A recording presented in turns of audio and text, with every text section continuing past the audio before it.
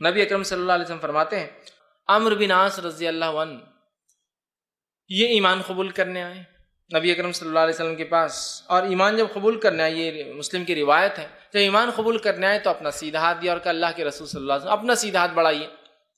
نبی اکرم صلی اللہ علیہ وسلم اپنا سیدھا ہاتھ بڑھایا، کہا میرا اسلام قبول کیجیے۔ جب اللہ کے رسول صلی اللہ علیہ وسلم اپنا سیدھا ہاتھ بڑھایا تو عمرو بن عاص نے اپنا ہاتھ کھینچ لیا۔ اللہ کے رسول صلی اللہ علیہ وسلم نے کہا عمرو واپس ہاتھ کیوں کھینچ لیا؟ تو کہا ایک شرط ہے، کنڈیشن ہے، اگر آپ وہ کنڈیشن فلفل کریں گے، میری مانیں گے تو میں ہاتھ آگے بڑھاؤں گا، ورنہ نہیں بڑھاؤں گا۔ کہا کیا ہے بتاؤ؟ تو کہا میں نے جتنے گناہ زندگی میں پہلے کی، آپ کے خلاف جنگیں لڑی ہے، مسلمانوں کو تکلیف پہنچائی ہے، وہ گناہ معاف ہو تو میں اسلام قبول کروں گا، یہ بات کنڈیشن ہے میری۔ تو اللہ کے رسول صلی اللہ علیہ وسلم نے فرمایا عمرو کیا تمہیں یہ چیز نہیں معلوم، کیا تمہیں یہ چیز نہیں پتا کہ 3 عمل ایسے جن کے کرنے سے پچھلے سارے گناہ معاف ہو جاتے ہیں؟ تو کہا اللہ کے رسول کیا ہے؟ تو کہا پہلا اسلام قبول کرنے سے پچھلے سارے گناہ معاف ہو جاتے ہیں۔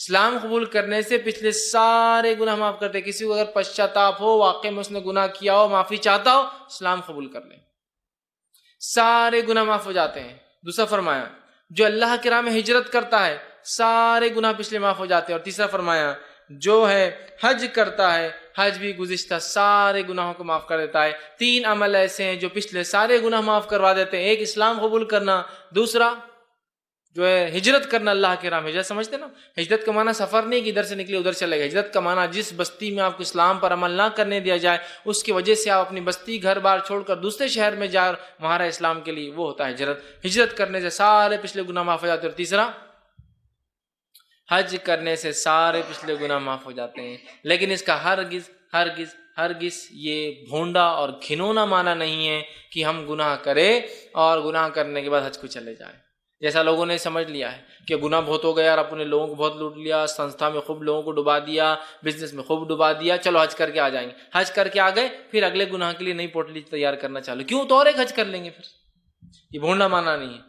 اگر کوئی آپ کو ربڑ دے اس لیے کہ اگر غلطی ہو جائے تو مٹا لو، اس کا ہرگز معنی نہیں کہ آپ جو اسکریچز پہلے مارے پین سے خراب کرے اور پھر مٹاتے بیٹھے، ہے نا؟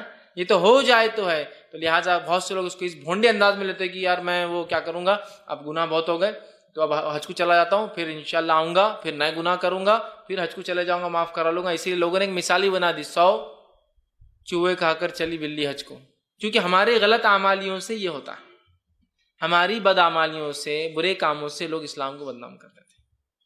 بہت سی بار رمضان بھی آتے ہیں اور گزرنے ختم ہونے آتا ہے تو بہت سارے لوگ کیا کرتے ہیں معلوم؟ جس نے ادھار دے رکھا مسلمان غیر مسلم، دوسرے کو فون کر کے بولتے جلدی پیسے لے لو مسلمان سے۔ کیوں؟ رمضان کے بعد یہ سچ نہیں بولیں گا، رمضان کے بعد یہ دھوکہ دینے والا ہے، رمضان کے بعد وعدہ خلافی کریں گا، رمضان میں نہیں کرتا ہے۔ ہم نے بدنام کیا اسلام کو، ہم نے بدنام کیا، یاد رکھیے۔ بہرحال تو یہاں دیکھیے 3 عمل ایسے جن کے کرنے سے سارے گناہ پچھلے معاف ہو جاتے ہیں، اس میں ایک کیا ہے؟ حج کرنے سے پچھلے سارے گناہ اللہ تعالیٰ معاف کر دیتا ہے، یہ اس کی فضیلت ہے۔ آئیے اسی طرح جو ہے